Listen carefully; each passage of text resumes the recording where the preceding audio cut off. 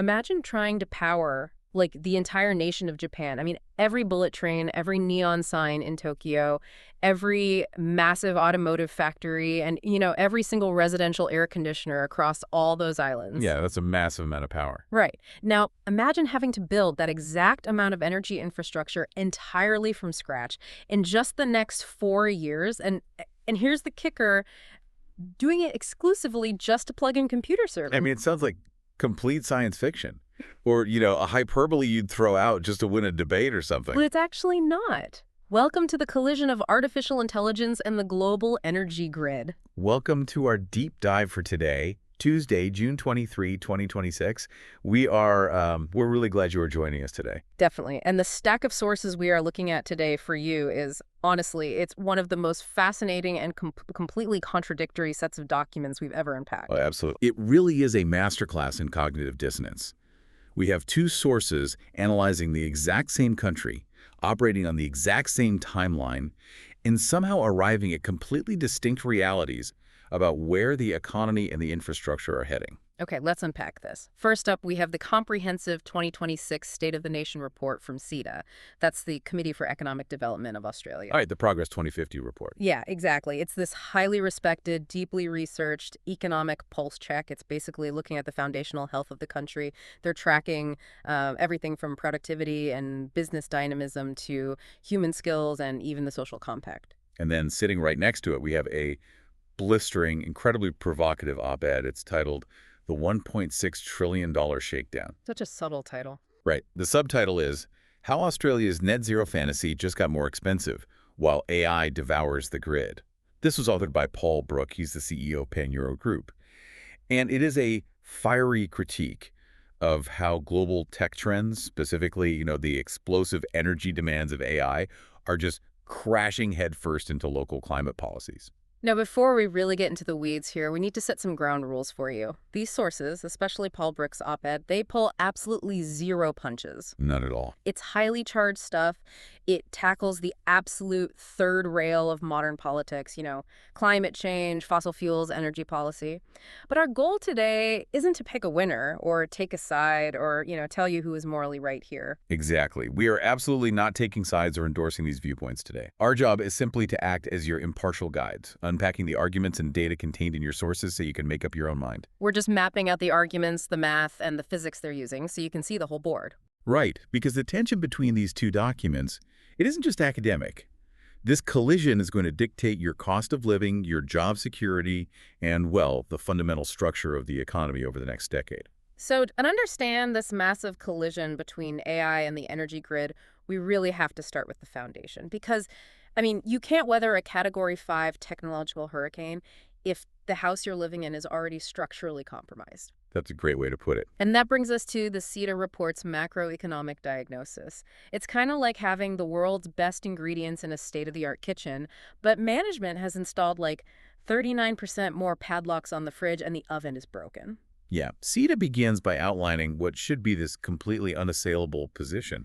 On paper, Australia holds a phenomenally strong hand. The ingredients for multi-generational success are all just sitting right there on the table. You have world-class renewable energy potential, right? Oh, yeah. Vast tracts of land with incredibly high solar irradiation and wind speeds.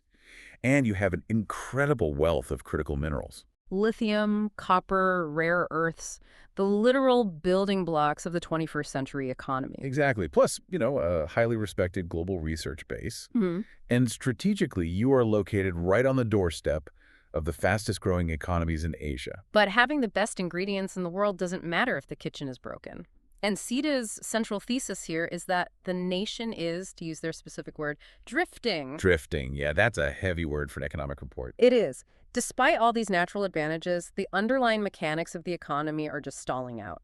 Let's look at productivity growth. It hasn't just dipped for a year or two. It has persistently declined across this entire century. Wow. But the metric that really stopped me in my tracks was business dynamism, the drop in business entry rates. Right. CEDA notes that the rate at which new businesses are starting up has dropped from 15.1% to 10.7% over the last 2 decades. 15.1 to 10.7. That is a huge reduction in the entrepreneurial heartbeat of a country. I want to spend a minute here because, it's really easy to hear 15.1 to 10.7, and just think of it as a slight downward curve on a graph. Yeah, just numbers. But what does that actually mean in the real world for you as the listener? Why does a country with so much natural advantage intentionally tie its own hands with red tape? Well, what's fascinating here is the underlying psychology of that regulation. CEDA argues that the policy posture has fundamentally evolved when a country experiences a long, uninterrupted period of relative wealth. Often just driven by digging up natural resources and selling them, right? Exactly. When you have that, the governmental mindset shifts. They transition into this wealth protection mode. So CEDA notes that the government now treats business primarily as a risk to be contained, rather than a capability to be drawn upon.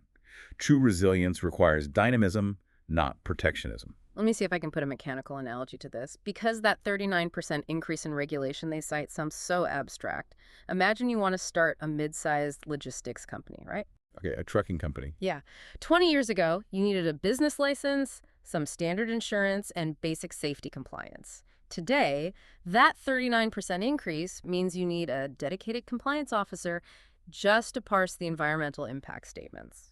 Oh, and you need consultants to navigate complex zoning laws that probably contradict federal labor standards anyway. Exactly. It's like entering a marathon, but before you can even get to the starting line, you have to fill out 500 pages of risk assessment forms detailing exactly how you plan to tie your shoes. And eventually, a lot of people just decide not to run. Right. And if you're listening right now, you might be thinking, well, I don't own a business. I just collect my paycheck. Why do I care if the business entry rate drops from 15 to 10%? You care because that lack of dynamism is a direct tax on your quality of life. Yeah. I mean, fewer new businesses mean less competition. And if fewer new companies are entering the market to challenge the established giants, those giants don't have to lower their prices to win your money. Precisely. And more importantly, they don't have to compete as hard for your labor.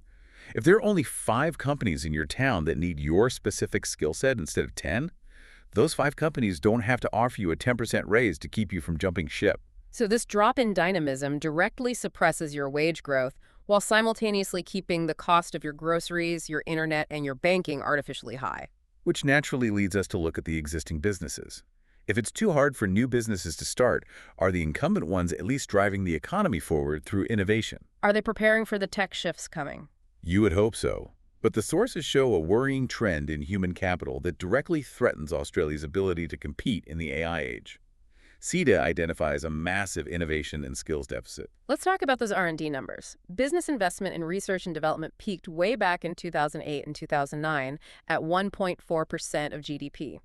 Today, in 2026, it is sitting at just 0.9%. And context is everything here. The OECD average, the baseline for developed economies, is almost 2%. Wait, really? So Australia is investing less than half of what its peer nations are investing in R&D? Less than half.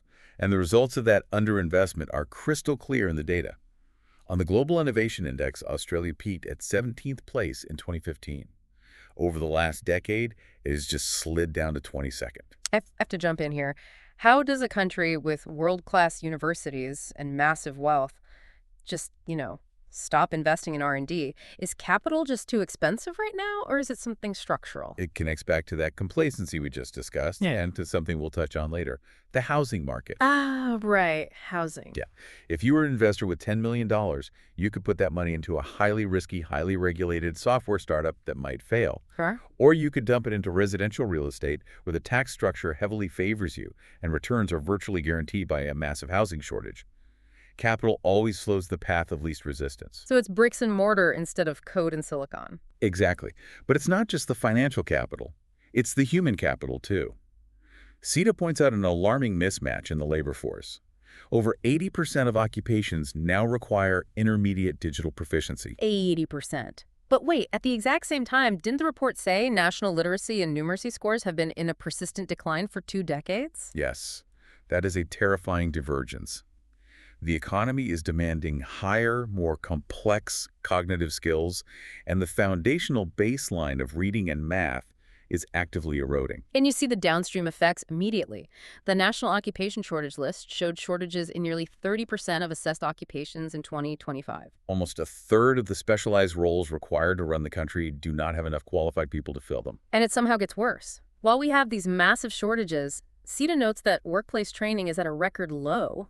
Businesses just aren't training the people they do have. Right.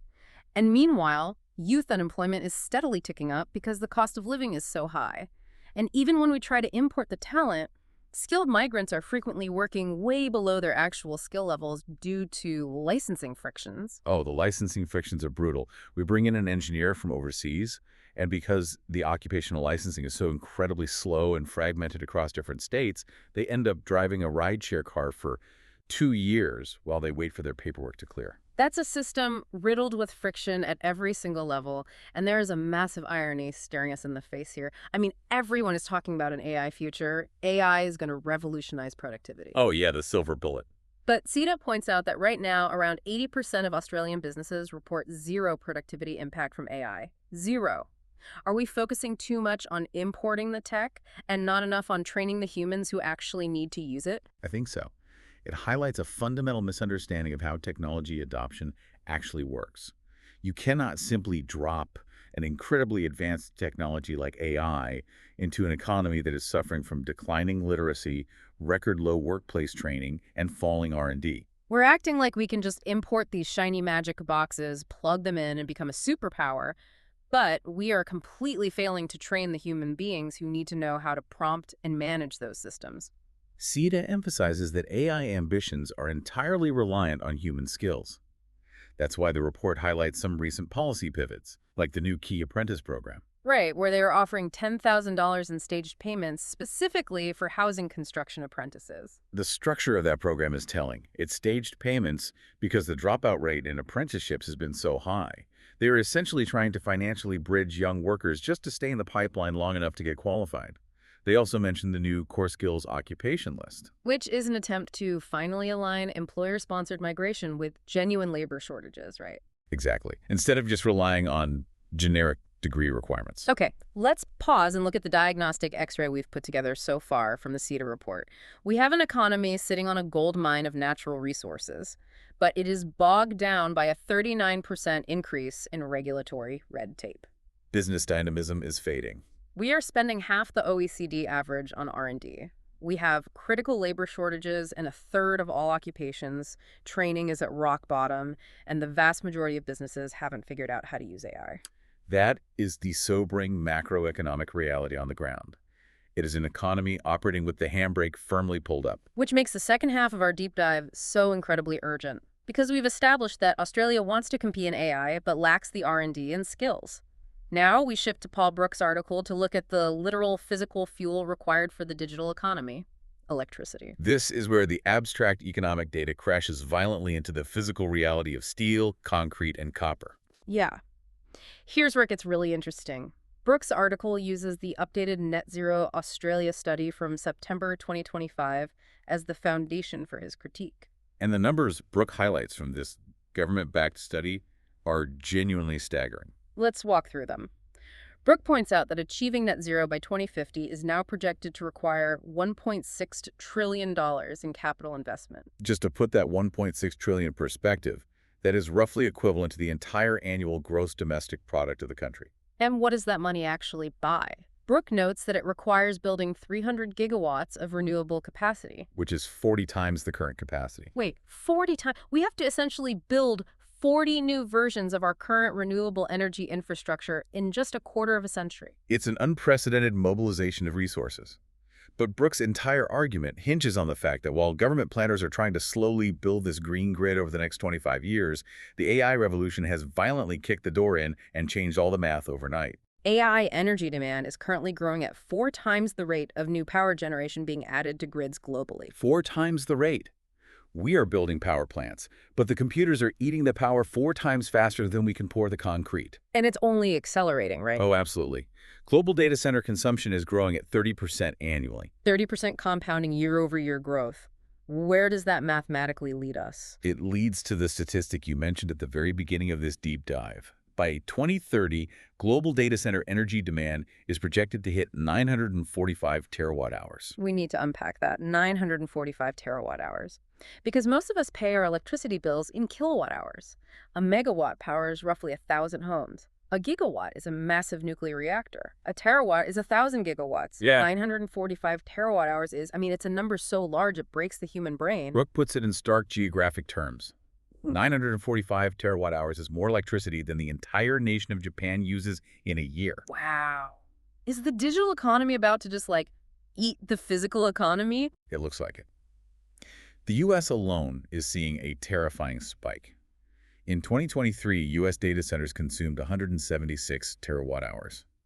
By 2028, just 5 years later, that is expected to skyrocket to between 325 and 580 terawatt-hours. Wait, walk me through that. Why does AI require so much power compared to normal computers? It comes down to the fundamental architecture. If you do a Google search, you are just retrieving information from a database. Right. Very little energy. Okay, symbol retrieval. But if you ask an AI model to generate a custom image or write code, the servers are actively computing probabilities across billions of parameters in real time. It requires incredibly dense graphic processing units, GPUs, And those run hot, right? extremely hot. So a massive portion of that energy demand isn't even for the computing itself, it's for the industrial-scale liquid cooling systems required to stop the chips from literally melting themselves into slag. So we have government planners trying to carefully manage a 25-year green transition, and we have tech giants building massive liquid-cooled supercomputers right now. And this is where Brook points out a fundamental flaw in the net zero modeling. He breaks down the mathematical tension.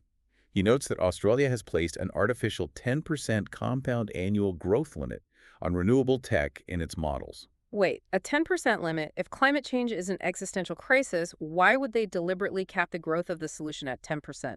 To prevent volatile market formations, Yeah. they recognize physical reality. You can't just mandate that solar panel and wind turbine production increases by 50% overnight. You'd strip supply chains bare, cause hyperinflation in raw materials like copper, and destabilize the market. So they cap it at a sensible 10%. But I mean, AI doesn't care about a sensible 10% growth cap. Exactly. AI is growing exponentially with zero artificial limits. It's a race between constrained supply and entirely unconstrained demand. Which brings us to the most fiercely debated part of Brook's op-ed, the renewables versus reliability debate. Because if AI is demanding this much continuous power, can a $1.6 trillion net zero plan actually deliver it? Brook vehemently argues it cannot. He attacks the concept of intermittent power head-on. Because AI requires 99.9% uptime, right? Yes, Brook argues intermittent solar simply cannot provide that.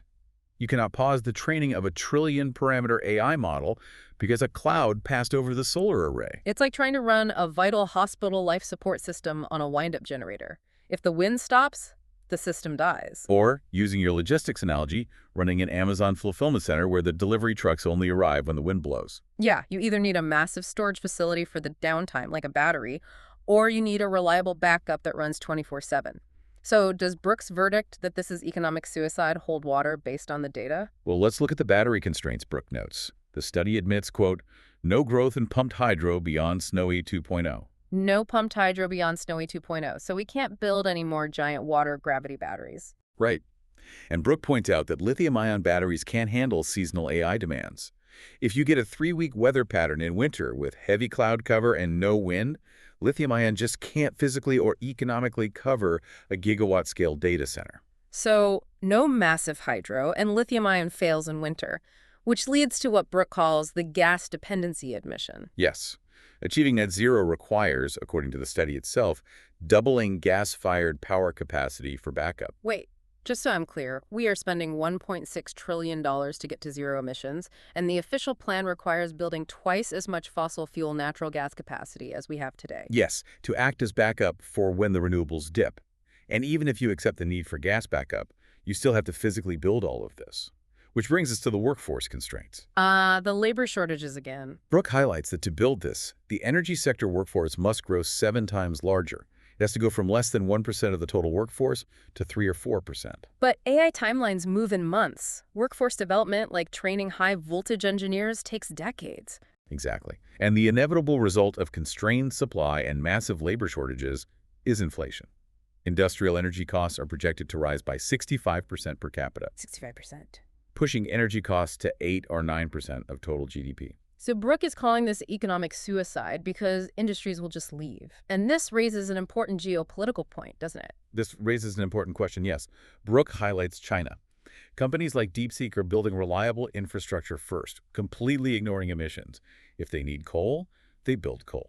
While global tech over here is pivoting to natural gas and small modular nuclear reactors, or SMRs, just to guarantee their own uptime. Exactly. Okay, if you are listening to this right now, you're probably feeling overwhelmed by Brook's bleak outlook. But here is the massive contradiction. The CEDA report provides hard contradictory evidence that the green transition is actually working right now. Yes, on a different scale entirely. Yeah. Let's look at CEDA's green optimism. They say emissions fell by 2.2% in 2025, even in the stubborn transport sector. And renewables have met the majority of demand at several points in both the national and wholesale electricity markets. Brook says the grid is doomed, but CEDA points out that 300,000 households installed batteries under the federal scheme, which displaced evening gas demand.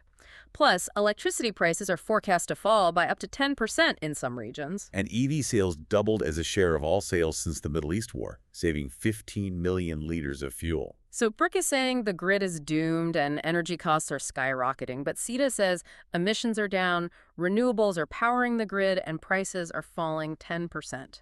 How do we make sense of this? To synthesize the two realities, you have to look at the scale.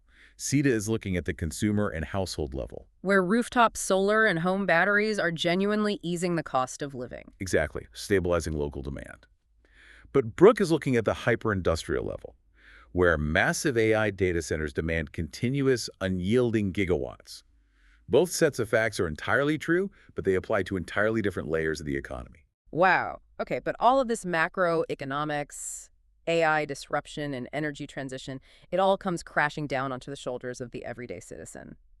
This brings us to the final crucial pillar of the CEDA report, the social compact. Long-term prosperity requires a strong economy, A&D, a strong social compact. And the compact is under pressure. This stat is wild.